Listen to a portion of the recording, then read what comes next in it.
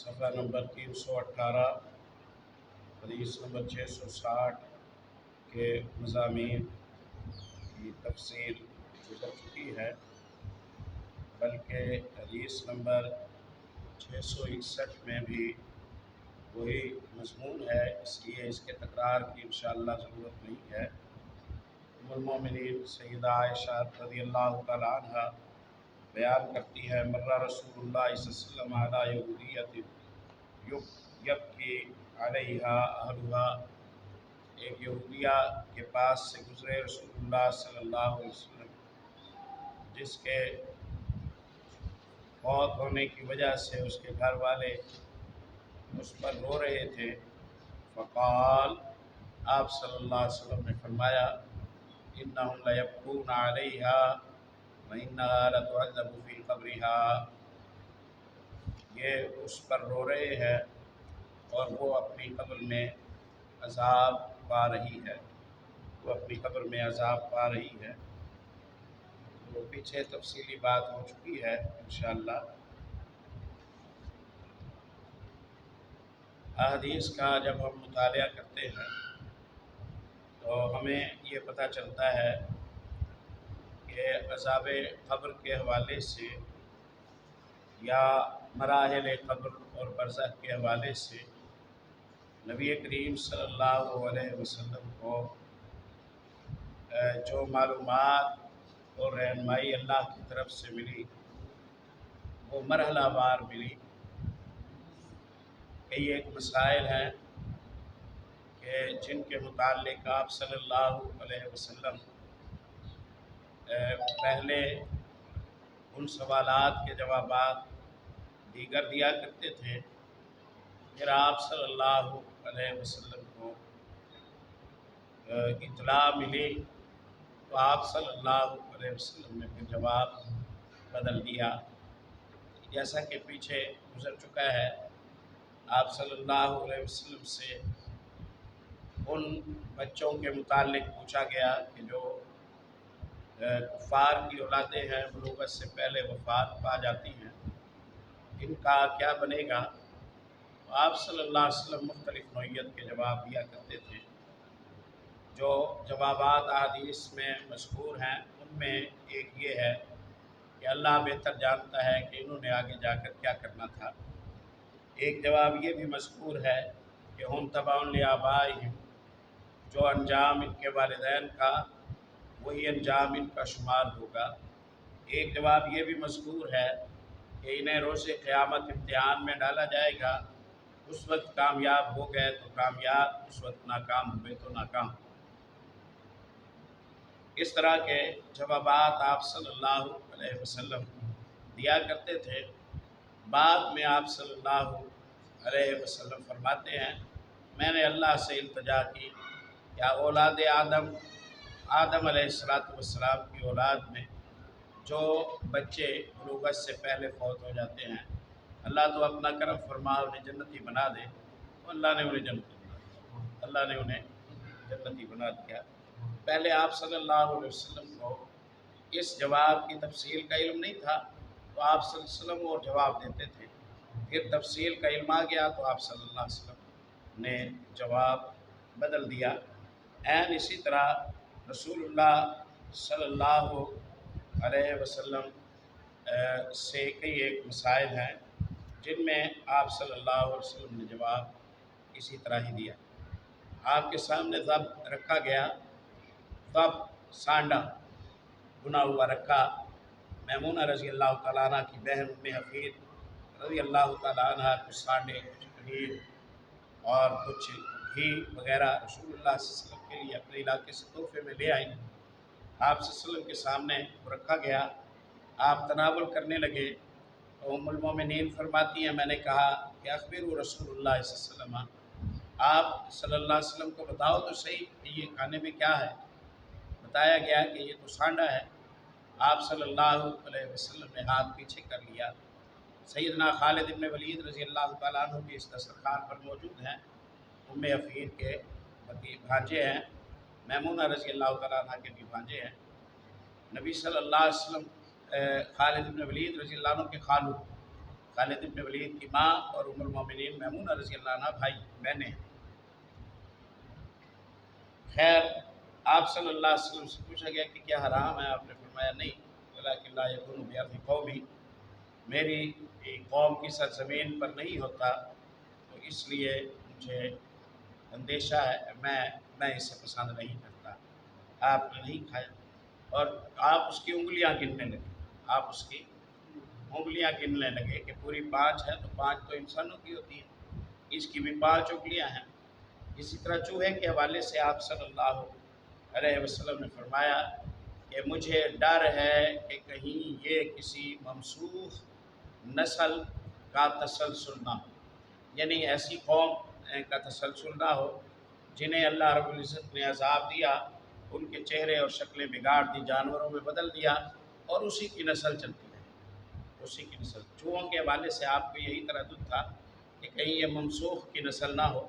بعد میں آپ صلی اللہ علیہ وسلم کو اطلاع دی گئی تو آپ صلی اللہ علیہ وسلم نے فرمایا کہ جس قوم کو اللہ مسخ کا عذاب دیتا ہے، یعنی اس کے چہروں کو بگاڑ دیتا ہے، انہیں جانوروں میں بدل دیتا ہے، پھر ان کی نسل کو برقرار نہیں رکھتا ہے۔ بنی اسرائیل کے لوگ، جو لوگ بندر ہو گئے نا، کونوا قردۃ خاسئین، جنہیں بندر بنا دیا تھا اللہ رب العزت نے، 3 دنوں میں ہی ان سب کی موت ہو گئی تھی، ان کی نسل آگے باقی نہیں رہی۔ تو اسی طرح کے مسائل میں یہ جو عذاب قبر کا مسئلہ ہے، اس حوالے سے بھی آپ صلی اللہ علیہ وسلم پہلے جو جواب دیتے تھے اس میں عذاب قبر کا تذکرہ نہیں ہوتا تھا۔ آپ صلی اللہ علیہ وسلم کو بتایا گیا کہ یہود کہتے ہیں کہ قبر میں عذاب ہوتا ہے، آپ صلی اللہ علیہ وسلم نے فرمایا یہود کو ہوتا ہے، یہود کو ہوتا ہے، اور اہل اسلام کے حوالے سے آپ صلی اللہ علیہ وسلم نے کوئی بات نہیں فرمائی۔ پھر ام المومنین عائشہ رضی اللہ عنہ فرماتی ہیں بعد میں نے آپ صلی اللہ علیہ وسلم کو اذکار میں، دعاؤں میں، اتحیات میں، نمازوں میں یہ دعا کرتے ہوئے سنا، اللہم انی اعوذ بک من عذاب القبر۔ آپ باقاعدگی سے یہ دعا کرتے تھے کہ اللہ مجھے قبر کے عذاب سے بچا، مجھے قبر کے عذاب سے بچا، مجھے قبر کے عذاب سے بچا۔ اور آپ صلی اللہ علیہ وسلم یہ دعا سکھاتے تھے کہ یہ مانگا کرو، استعیذوا باللہ من عذاب القبر، اللہ سے عذاب قبر کے حوالے سے حفاظت کی درخواست کیا کرو۔ تو آپ صلی اللہ علیہ وسلم کو بعد میں اطلاع ملی کہ عذاب قبر کا جو مرحلہ ہے یہ برحق ہے۔ تو بخاری میں حدیث آتی ہے عذاب القبر حق، عذاب قبر برحق ہے۔ تو اس حدیث کا مضمون الگ ہے، اور پیچھے جو حدیث سیدنا عمر بن خطاب رضی اللہ تعالیٰ عنہ کے حوالے سے گزری ہے اس کا مضمون الگ ہے۔ میت پر اگر ناجائز انداز سے رویا جائے اور میت کی اس میں غفلت شامل ہو تو میت کو سزا ملتی ہے۔ 319 نمبر صفحہ، باب ما یکرہ من النیاحۃ علی المیت، میت پر نوحہ کرنا مکروہ ہے، ٹھیک نہیں ہے، جائز نہیں ہے۔ نوحہ کرنا میت پر اظہار غم میں تکلف کرنا ہے، غیر شرعی انداز سے رونا ہے، میت کے اوصاف بیان کرتے ہوئے غلو اور مبالغہ کرنا ہے۔ اسی ضمن میں بے صبری کی وہ ساری صورتیں ہیں جو دور جاہلیت میں ہوتی تھیں۔ نبی کریم صلی اللہ علیہ وسلم نے نیاحہ سے منع کیا ہے۔ مفصل بات پہلے ہو چکی ہے۔ غم کی وجہ سے آنکھیں بہنے لگ جائیں، دل بے چین اور بے قرار ہو تو اس کی شریعت اسلامیہ اجازت دیتی ہے، جیسا کہ پیچھے عبد الرحمن بن عوف رضی اللہ عنہ کے سوال پر رسول اللہ صلی اللہ علیہ وسلم کا بیان گزرا ہے۔ آپ نے فرمایا یہ تو رحمت ہے جو اللہ نے اپنے بندوں کے دلوں میں ڈالی ہے، اس وجہ سے جب کسی کی وفات ہوتی ہے تو صدمہ آتا ہے، اور بچے کی وفات ہے، صدمہ تو آنا ہے، اس لیے آنکھیں بہنے لگ گئیں۔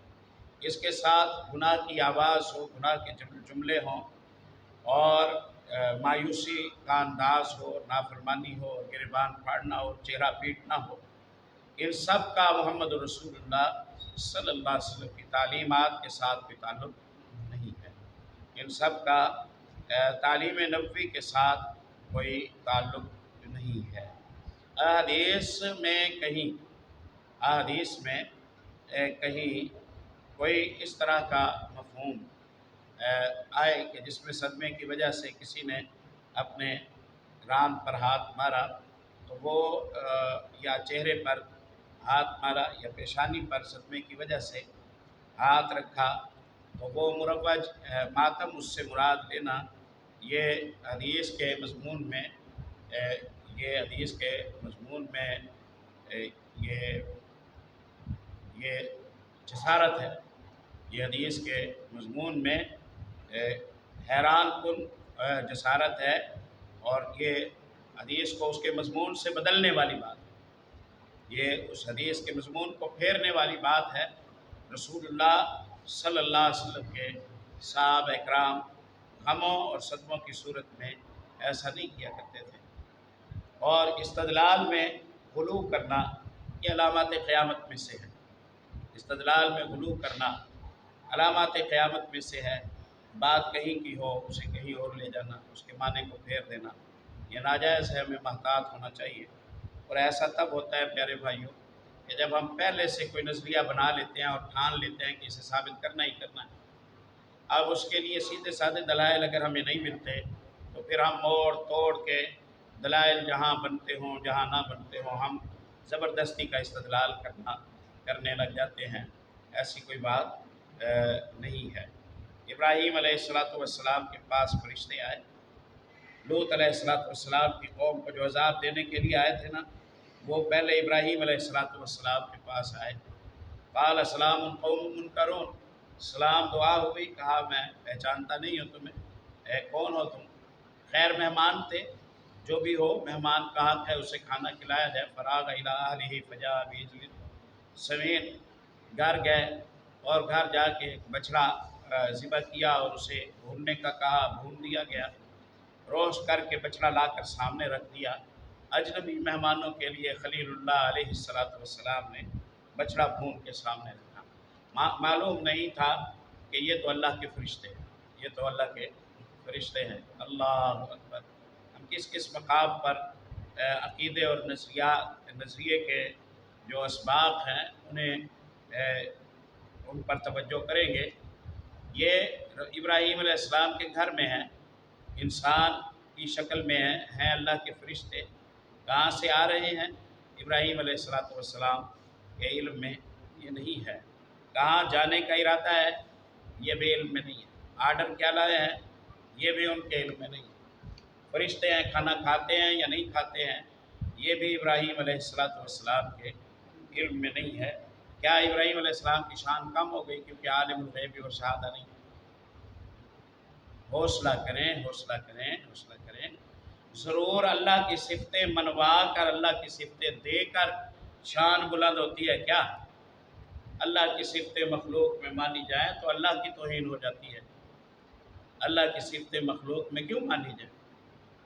خلیل اللہ کی جو مقام ہے، جو مرتبہ ہے، اس کا اس کی کوئی حد و حساب نہیں ہے، اس کا کوئی حد و حساب نہیں ہے، لیکن یہ مقام اور یہ مرتبہ ان کے عالم الغیب و شہادہ نہ ہونے کے باوجود ہے، مخلوق کے شایع نشان نہیں، چاہے جتنے مرضی اعزاز والی ہو، کہ اس کے بارے میں یہ نظریہ رکھا جائے کہ وہ علم غیب جانتا ہے، وہ علم غیب جانتا ہے، نہیں، نہ یہ کسی نبی کا دعویٰ ہے، نہ یہ کسی اللہ کے ولی کا دعویٰ ہے، اور اگر کسی کا دعویٰ ہو تو اس کا یہ دعویٰ ٹھیک نہیں ہو، اس کا یہ دعویٰ ٹھیک نہیں ہو۔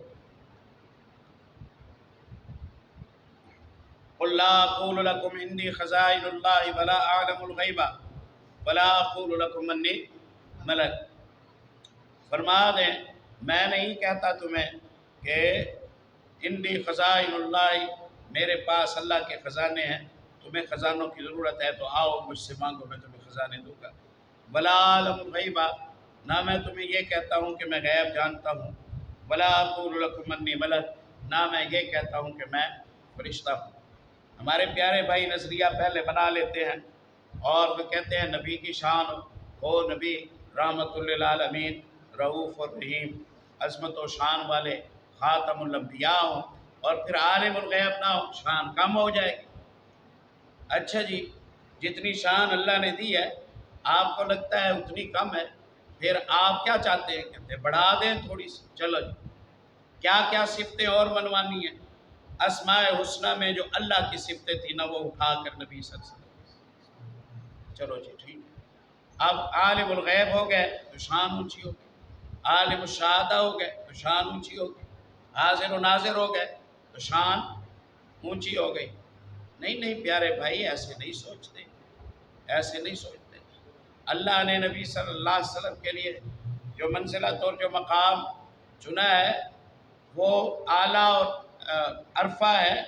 ہم اللہ سے بڑھ کر تو نبی صلی اللہ علیہ وسلم کے مقام کو بلند نہیں کر سکتے. ہمیں اپنی حد میں رہنا چاہیے. ہمیں اپنے جو جذبات محبت ہیں ان جذبات محبت کو تعلیم شریعت کے تابع کرنا چاہیے. پیارے بھائی، ہم اعتدال کا راستہ کیوں چھوڑیں؟ ہم قرآن و سنت کی تعلیمات کا راستہ کیوں چھوڑیں؟ نبی صلی اللہ علیہ وسلم عالم الغیب نہیں تھے، نبی صلی اللہ علیہ وسلم عالم الشہادہ نہیں تھے. آپ صلی اللہ علیہ وسلم نے یہ دعویٰ نہیں کیا، کسی نبی نے یہ دعویٰ نہیں کیا. اس کے باوجود آپ کی شان کے مقابلے میں سارے انبیاء کی شان، ساری کتابیں آپ صلی اللہ علیہ وسلم کی کتابوں کے سامنے سب منسوخ ہیں. سارے انبیاء کے آپ صلی اللہ علیہ وسلم امام ہیں. درجہ سب سے بلند ہے، اس کا مقابلہ نہیں کیا جا سکتا ہے. لیکن اللہ کا کوئی شریک. مہمان آ گئے، بھونا ہوا بچڑا سامنے رکھا. فلما رأى أيديهم لا تصل إليه نكرهم. ابراہیم علیہ السلام نے دسترخوان سجا دیا، کھانا رکھ دیا، بھنا ہوا بچڑا سامنے پڑا ہے. مہمانوں کے ہاتھ بچڑے کی طرف نہیں جا رہے ہیں. پریشان ہو گئے، پریشان ہو گئے کہ یہ کھانا کھا کیوں نہیں رہے. کہتے ہیں اس وقت کا دستور تھا کہ کسی کے پاس کھانا کھا لو تو پھر اسے نقصان نہیں پہنچا گا. ہمارے یہاں بھی کہا جاتا ہے نا، اس کا نمک کھایا ہوا ہے، اسے نقصان نہیں دینا. اس لیے جسے نقصان دینے کا ارادہ ہو اس کا نمک نہ کھاؤ، اس کا نمک نہ کھاؤ. یہ لوگوں میں ہے، لیکن آج کل وہ بات خیر دوسری ہو گئی ہے. ابراہیم علیہ السلام نہ کرہم پریشان ہو گئے، پریشان ہو گئے کہ کھانا کیوں نہیں کھاتے. تو انہوں نے کہا کہ ہم فرشتے ہیں، ہم کھانا نہیں کھایا کرتے. ہم فرشتے ہیں، ہم کھانا نہیں کھایا کرتے ہیں، اس لیے ہم کھانا نہیں کھائیں گے. ہم تو ایک کام سے آئے ہیں، ہم تو ایک کام سے آئے ہیں. کہا کیا، کس کام سے آئے ہیں؟ کہا صدوم کی بستی کو پلٹانے کے لیے جا رہے ہیں. لوط علیہ السلام کی قوم بے راہ روی کا شکار ہے. اللہ نے حکم دیا ہے کہ زمین کو اٹھائیں، آسمان تک لے جائیں، پھر آسمان سے پتھروں کی بارشیں برسائیں، ان سب کو پھر الٹا کر دھنسا دیں زمین کے اندر. اس کام سے ہم آئے ہیں. ابراہیم علیہ السلام نے فرمایا کہ ان میں تو لوط علیہ السلام بھی ہیں، میرے بھتیجے، کہتے ہیں بھتیجے تھے ابراہیم علیہ السلام کے، تو ان کا کیا بنے گا؟ تو فرشتوں نے کہا کہ ہمیں بتا دیا گیا ہے کہ کن کن کو ہم نے اس عذاب سے بچانا ہے. اور انہوں نے خیر دن کے وقت جا کے بتا دیا کہ آپ اس بستی کو چھوڑ دیں، اس بستی نے ہلاک ہونا ہے. اور پیچھے سے چلانے کی، شور شرابے کی آواز آپ کو آئے گی، پلٹ کر نہ دیکھنا، پلٹ کر نہ دیکھنا. جب عذاب آئے گا تو آپ پلٹ کر نہ دیکھنا، آپ اپنا بچاؤ کرنا اور چلے جانا. تو سیدنا ابراہیم علیہ السلام نے کہا اچھا وہ تو ان کے لیے آئے، چلو تسلی ہو گئی. لوط علیہ السلام اور ان کے ساتھی بچ جائیں گے، باقی قوم نے عذاب کا شکار ہو جانا ہے. میرے پاس کس کام سے آئے؟ کہا بتانے کے لیے آئے. کوئی اور کام؟ کہا اور کام یہ ہے کہ آپ کو خوشخبری دینی ہے، آپ کے یہاں اولاد ہونے والی ہے، آپ کو اللہ نے بیٹا دینا ہے. ساری زندگی مانگتے رہے، بیٹا نہ ملا، تو ہم آپ کو بیٹے کی خوشخبری دینے کے لیے آئے. وامرأتہ قائمۃ فسکت وجہہا. ابراہیم علیہ السلام کی زوجہ کھڑی ہوئی ہیں، اب تو بڑھاپے میں ہیں. انہوں نے جب یہ سنا کہ میری اولاد ہوگی تو انہوں نے اپنے چہرے پر مارا، انہوں نے اپنے چہرے پر مارا. یہ یہاں سے ماتم ثابت نہیں ہوتا ہے پیارے بھائی. اگر ہوتا ہو تو خوشخبری کے وقت ماتم کرنا ثابت ہوتا ہے، صدمے کے وقت نہیں، بشارتوں کے وقت. یہاں تو الٹ ہے، استدلال صحیح نہیں بیٹھے گا، استدلال صحیح نہیں بیٹھے گا۔ عبارت کو وہ معنی دے جس کا وہ تقاضا کرتی ہے، جس کا وہ تقاضا کرتی ہے، قرآن و حدیث کے معنی کے مطابق ہو۔ اور وہ معنی کیا ہے کہ حیرت ہوتی ہے تو بندہ کہتا ہے یہ کیا بات ہوئی، یہ کیا بات ہوئی، یہ حیرت کی وجہ سے۔ اور مقام حیرت بھی تو تھا کہ اَأَلِدُ وَأَنَا عَجُوزٌ وَهَذَا بَالِي شَيْخًا، انہوں نے یہی کہا، سارا مقام تعجب ہے، میری اولاد ہوگی، میں خود بوڑھی ہوں اور میرا خاوند هَذَا بَالِي شَيْخًا وہ بھی بزرگوار ہے، اب ہماری اولاد ہوگی۔ کہا اسی طرح ہے، اَتَعْجَبِينَ مِنْ أَمْرِ اللَّهِ، اللہ نے فیصلہ کیا، آپ کو کیا حیران کیا ہے؟ اللہ جب کوئی فیصلہ کرتا ہے تو اللہ کر گزرتا ہے، اللہ جب کوئی فیصلہ کرتا ہے تو اللہ کر گزرتا ہے۔ تو اس سے صدمے کی حالت میں کوئی چہرے کو پیٹنا اس سے ثابت نہیں ہوتا۔ انشاءاللہ ہمیں چاہیے کہ ہم اللہ کے کلام کو اپنی اپنی اپنی استدلال کی بے احتیاطیوں کا شکار نہ کریں، اپنی استدلال کی بے احتیاطیوں کا شکار نہ کریں۔ اور ہم ایسا اس لیے کرتے ہیں کہ پہلے ہم نظریہ بنا لیتے ہیں، پھر ہم چلتے ہیں اس کی سپورٹ میں دلائل تلاش کرنے کے لیے، اس لیے ہمارے ساتھ ایسا ہو جاتا ہے۔ اللہ ہمیں سمجھ نصیب فرمائے، ہماری عاقبت کو خطرے سے محفوظ فرمائے۔ اسی طرح آتا ہے کہ سیدنا علی ابن ابی طالب رضی اللہ تعالیٰ عنہ کے گھر نبی صلی اللہ علیہ وسلم تشریف لائے، بخاری میں نبی صلی اللہ علیہ وسلم تہجد کے وقت آئے اور آپ صلی اللہ علیہ وسلم نے کہا کہ اے گھر والوں جاگو، تہجد کا ٹائم ہے، تہجد نہیں پڑھو گے؟ آپ صلی اللہ علیہ وسلم نے، اپنی بیٹی کا گھر ہے، داماد کا گھر ہے، انہیں آپ صلی اللہ علیہ وسلم نے بیدار کیا، وہاں سے گزر رہے ہوں گے، اسپیشلی آئے ہوں گے۔ تو سیدنا علی ابن ابی طالب رضی اللہ تعالیٰ عنہ نے جواب دیا، انما انفسنا بید اللہ، ہمارے جو جانیں ہیں یہ اللہ کے قبضے میں ہیں، اللہ چاہے گا تو ہم تہجد پڑھ لیں، اللہ چاہے گا تو یعنی آپ اطمینان رکھیے، اللہ کی مشیت ہوگی تو انشاءاللہ ہم پڑھ لیں گے۔ یہ معنی ہے، کوئی انہوں نے انکار نہیں کیا، لیکن اٹھتے آتے اور تہجد شروع کر دیتے، ایسا بھی فوری نہیں ہوا۔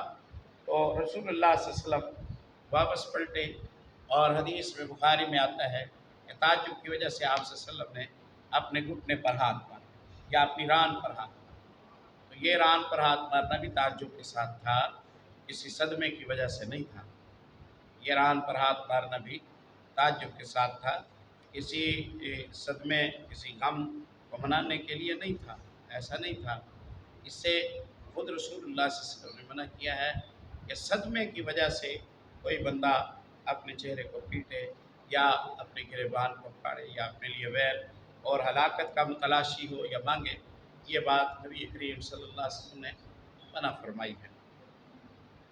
تو اس طرح کے جو واقعات آتے ہیں قرآن پاک میں یا حدیث میں، ان کے معنوں میں کچھ غلو کر کے، کچھ بے احتیاطیاں کر کے ہم اپنے مطلب کی بات بعض دفعہ نکالنے کی کوشش کرتے ہیں۔ اللہ ہمیں سمجھ نصیب فرمائے، اللہ ہمارے ایمان کی حفاظت فرمائے۔ تو نہیں، ایسا نہیں ہے۔ ما یکرہ من النیاحۃ علی المیت، میت پر نوحہ کرنا ٹھیک نہیں ہے، میت پر نوحہ کرنا ٹھیک نہیں ہے۔ اور نوحہ کیا ہوتا تھا، نوحے کے حوالے سے تفصیل پیچھے گزر چکی ہے۔ اور یہ میت کے عاقبت کے لیے بھی خطرناک ہو سکتا ہے اگر میت کا اس میں حصہ شامل ہو تو ہم یوں کہہ سکتے ہیں کہ رونے اور صدمے کے اظہار کی دو صورتیں ہیں۔ ایک صورت ہے جو اللہ اور اللہ کے رسول صلی اللہ علیہ وسلم کی تعلیم کے اندر جائز ہے، جیسے آپ صلی اللہ علیہ وسلم اپنے بیٹے ابراہیم کی موت پر آپ صلی اللہ علیہ وسلم کی آنکھیں بہیں، آپ صلی اللہ علیہ وسلم کے اپنے نواسے زینب رضی اللہ عنہ کے بیٹے کی وفات پر آپ صلی اللہ علیہ وسلم کی آنکھیں بہیں، آپ نے فرمایا یہ رحمت ہے جو اللہ نے اپنے بندوں کے دلوں میں ڈالی ہے۔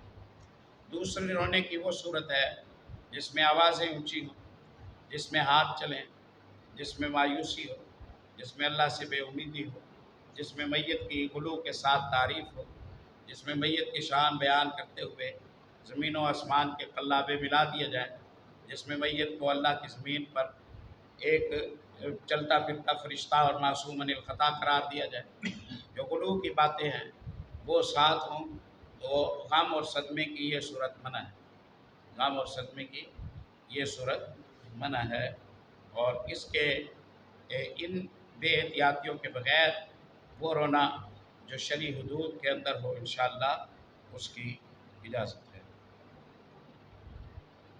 سیدنا مغیرہ بن شعبہ رضی اللہ تعالیٰ عنہ کے حوالے سے حدیث ہے، سمعت النبی صلی اللہ علیہ وسلم یقول، میں نے رسول اللہ صلی اللہ علیہ وسلم کے حوالے سے سنا، آپ نے فرمایا، ان کذبا علیہ لیس کذب علی احد، آپ فرمایا کرتے تھے مجھ پر جھوٹ بولنا، میرے متعلق جھوٹ بولنا اور غلط بیانی کرنا، یہ عام کسی انسان پر جھوٹ بولنے سے زیادہ خطرناک ہے، عام کسی انسان پر جھوٹ بولنے سے زیادہ خطرناک ہے۔ میں نے کوئی بات کہی نہیں، بندہ کہے کہ یہ تو حدیث میں آیا ہے، میں نے وہ کہی نہیں، بندہ کہے کہ یہ بات تو اللہ اور اللہ کے رسول کی ہے، تو ان کذبا علیہ یہ عام کذب سے زیادہ خطرناک ہے۔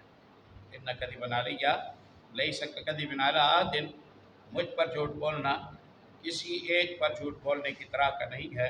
من کذب علیہ متعمدا فلیتبوأ مقعدہ من النار، جو جان بوجھ کر مجھ پر غلط بیانی کرے، جھوٹ بولے، وہ اپنا ٹھکانہ آگ میں سمجھے، وہ اپنا ٹھکانہ آگ میں سمجھے۔ آپ صلی اللہ علیہ وسلم نے یہ فرمایا۔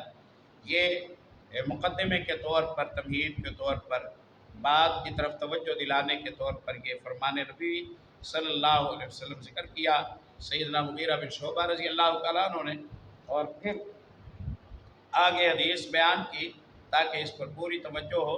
سمعت النبی صلی اللہ علیہ وسلم یقول، من نیہا علیہ یعذب بما نیہا الیہ، جس میت پر نوحہ کیا جاتا ہے کیونکہ اس پر نوحہ کیا گیا اسے عذاب ہوتا ہے، کیونکہ اس پر نوحہ کیا گیا اس میت کو عذاب ہوتا ہے۔ تفصیل ہم پیچھے ذکر کر چکے ہیں، میت بے قصور ہو تو نہیں ہوگا، اور میت قصوروار ہو تو ہوگا۔ میت کو اگر کوئی سزا ملے گی تو وہ اپنے کیے کی ملے گی، وہ زندوں کے کیے کی نہیں ملے گی۔ لیکن جیتے جی اس نے زندوں کو بگاڑا، ان کی تربیت کو بگاڑا، ان کی نسلوں کو بگاڑا، انہیں غلط وصیتیں کی، ان کے ساتھ غفلت کا معاملہ کیا، تربیت کا حق ادا نہ کیا، تو ایسی صورت میں میت مجرم ہے، تو جتنا اس کا جرم ہے اتنی اس کی سزا ہے۔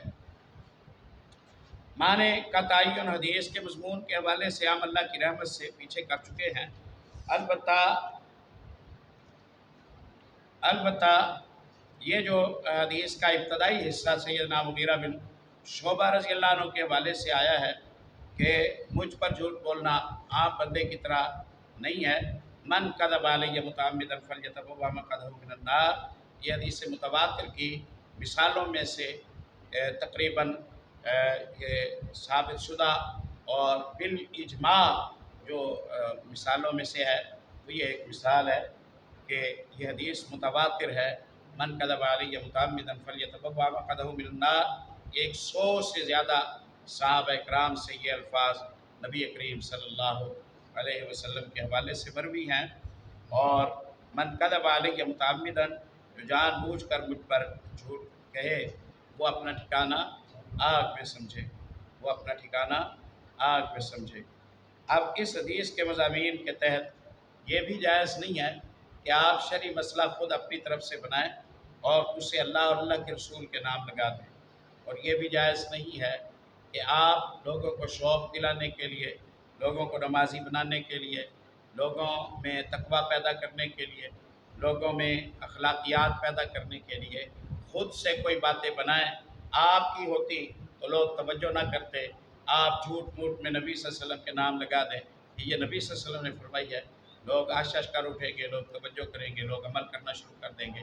نہیں، غلط بیانی کر کے نبی کریم صلی اللہ علیہ وسلم سے متعلق غیر ثابت شدہ باتیں مشہور کر کے لوگوں کو باعمل بنانے میں کوئی برکت نہیں ہوگی، نہ ہم اس کے مکلف ہیں۔